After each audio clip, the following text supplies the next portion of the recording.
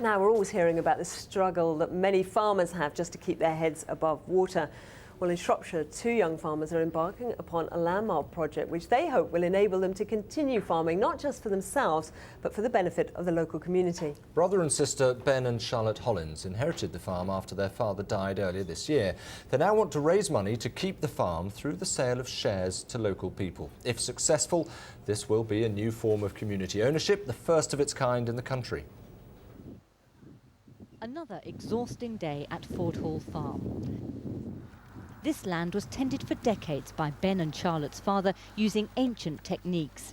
And now anyone who wants to can buy into the philosophy.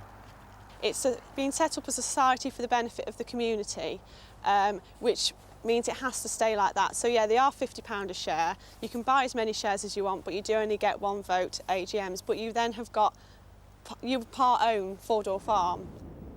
It's one of the few farms in the country where the cows stay out all year. The meadows have been planted with grasses and herbs that will sustain them through the winter. Conservationists say this farm is a haven for wildlife. What might look like dead wood to you or I is a home and a slap-up meal for insects and other even stranger creatures. And those ideas of sustainability and recycling run all the way through this farm, even to the smallest room in the house. Now, the average household uses about 100,000 litres of water a year just flushing the loo. Not this one, it's a compost loo, all recycled wood, as you can see. What comes down there goes straight into a compost heap where it will break down and be used to feed the surrounding woodland. And of course, it's got one of the best views in England.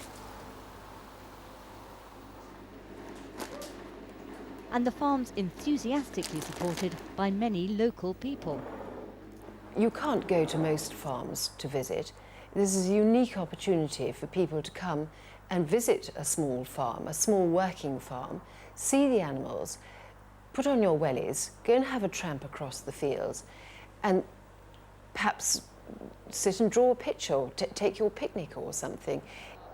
Ben and Charlotte have until next July to raise £800,000. If they don't, the farm will be broken up.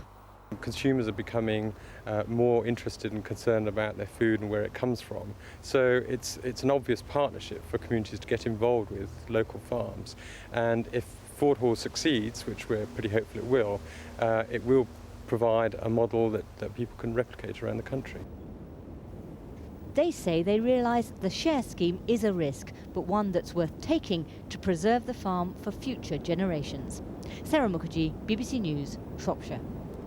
That's about it for now. Before we go, let's get the weather from Philip Avery.